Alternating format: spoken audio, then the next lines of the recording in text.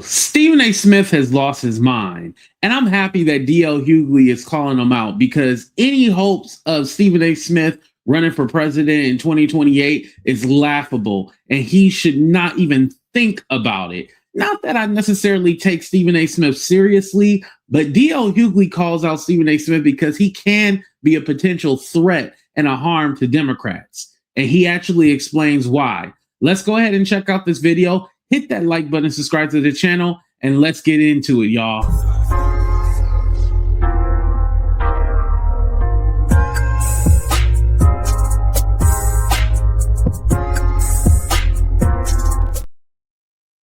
All right, so before we start this video, I think it's very important to point out that I nor a lot of people are taking Stephen A. Smith seriously, but there's a certain reason why we should take him serious. Here we go.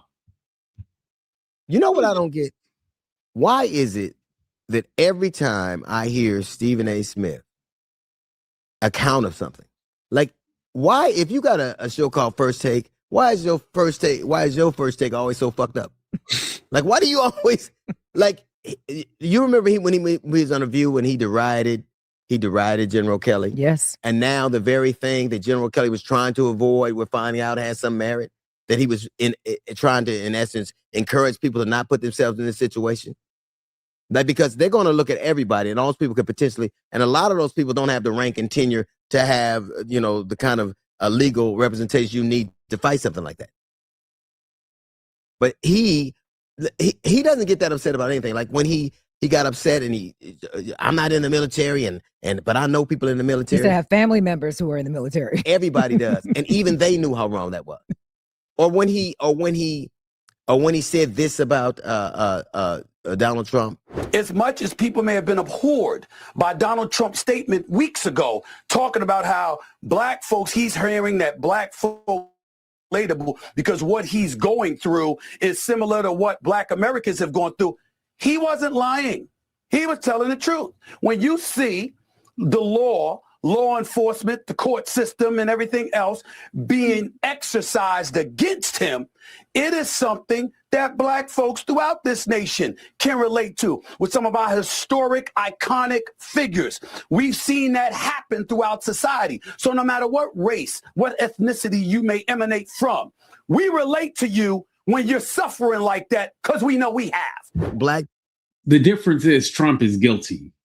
There's not a system that's in place against Trump. That's buffoonery that he's talking about. There's no system. Trump is the system. People relate to Donald Trump. And he benefits from the system. Where as a black man or a black woman, you don't benefit from the system. Trump, because he had felonies. I got a lot of cousins with felonies. I don't listen to none of them niggas. Like, who do you listen to because they got a record? Like, literally, who do you listen to because they've been indicted for fraud, sexual battery? You know, who would you listen to? But the fact that he thinks that a person like that would be somebody black people would have an allegiance to or an affinity for, and he clearly doesn't hang around people that were like that in his life. Mm-mm. I tell you what, if he hung around people like that in his life, people that were frauds, people that were convicts, people that were under 34 felonies, under indictment, I bet he wouldn't have a job at Disney. I bet he wouldn't either. You couldn't work at BET with that crap. You couldn't. And then, like, he's talking about he's going to run. He always holds out this thing, how he's going to potentially run for the president. We already have a dude who's not experienced, a dude who can't admit he's wrong, a dude who's loud. We already have, and we have the white version of it, which is going to have a higher resale value. We already have a dude that does that. Like, in order for him, anyway, well, I alluded to this earlier, the American people say that overwhelmingly, they believe that he's cruel, racist, and corrupt. Stephen A. Smith says this. Does you worry about racism if he ran for president? No. I know it exists. I know that you can't escape it, but I do not believe it is as prevalent as some on the left would like us to believe.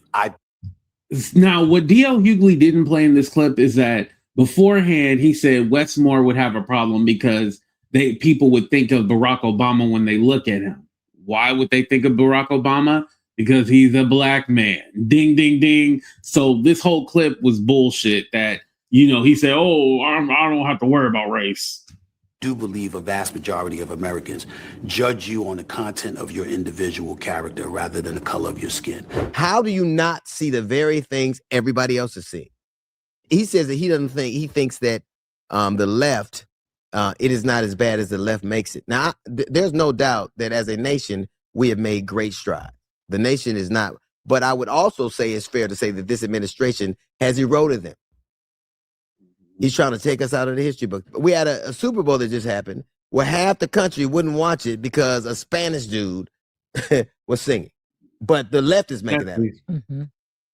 We had this administration last week tried to put an actual white supremacist and racist in his cabinet.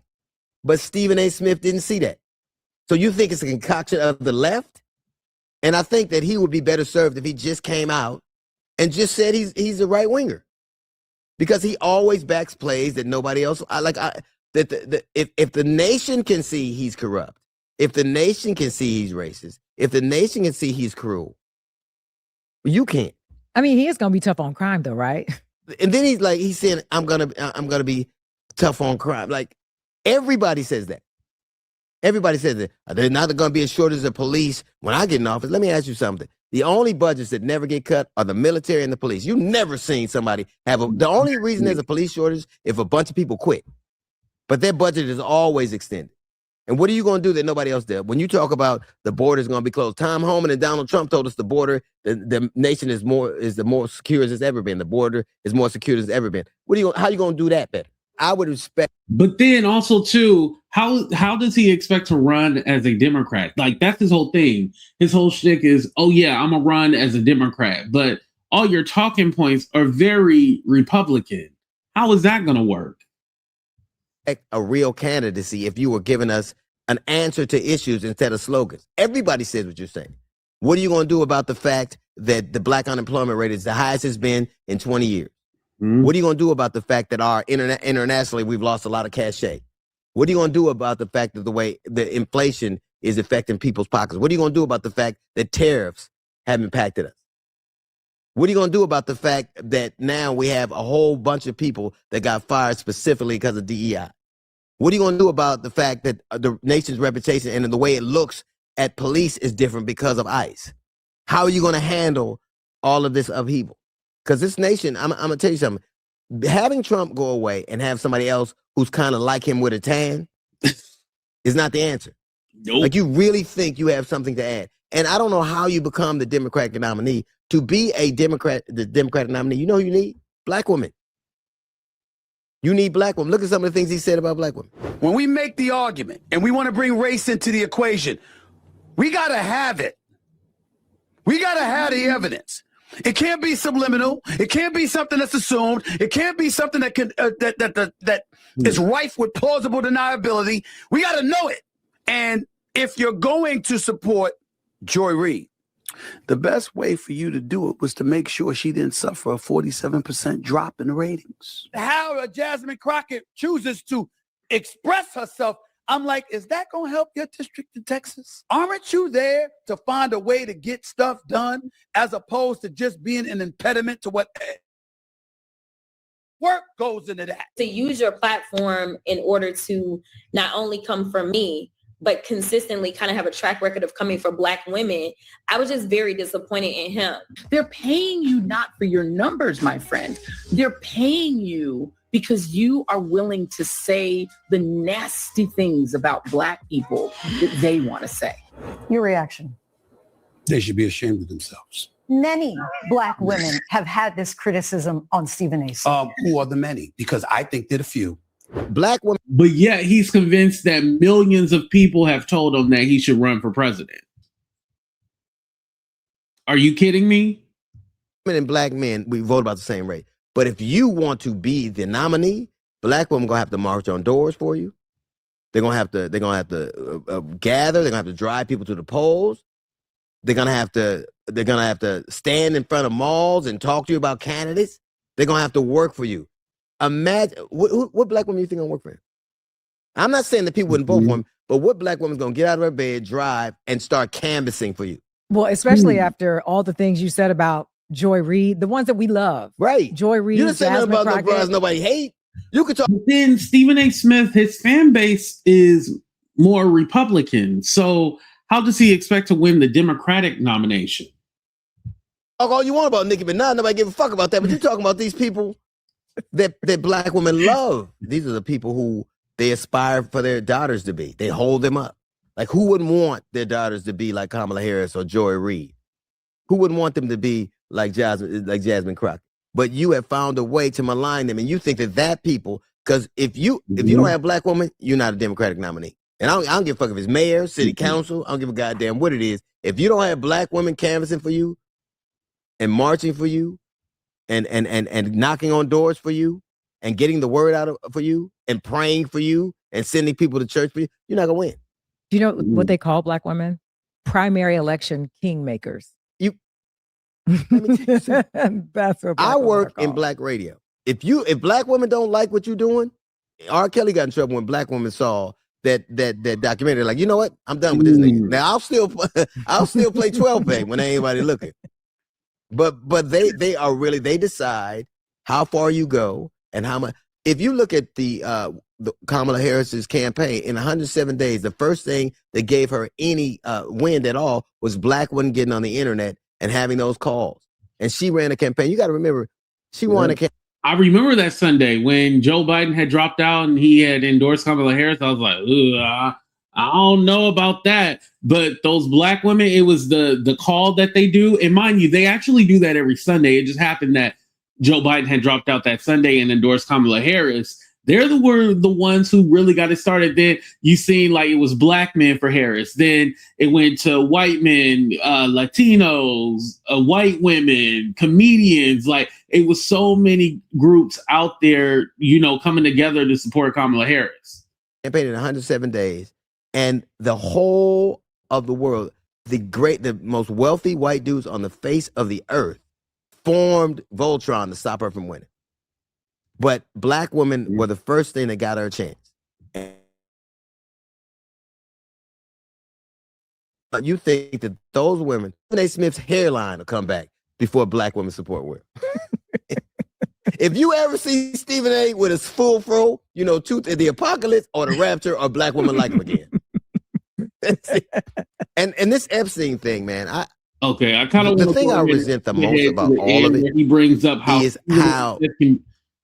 thinking about. So Stephen A. Smith can be a spoiler, and D.L. Hughley kind of talks about it. So I want to go ahead and play that part.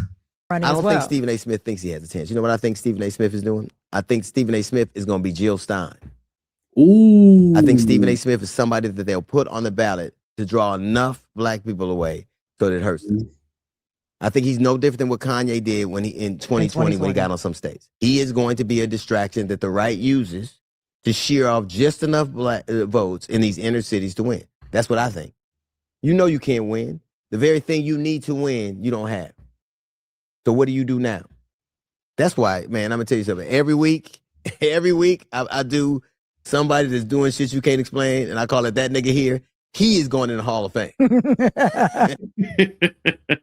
Yeah, D.L. Hughley didn't tell one lie. Not one lie at all. But again, Stephen A. Smith, right now, he's pushed crazy in the algorithm.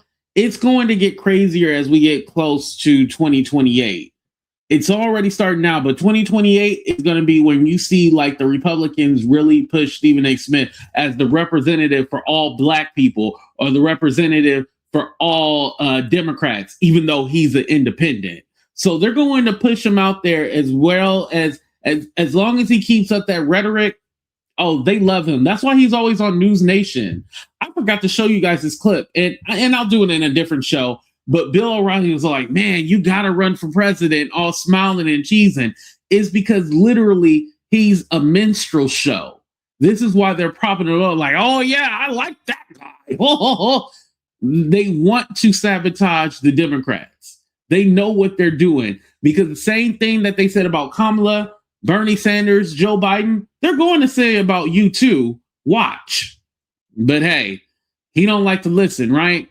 But please go ahead and hit that like button and subscribe to the channel. I appreciate y'all for being here. And let me know what you guys think about Stephen A. Smith running for president. Like, do you guys take that seriously?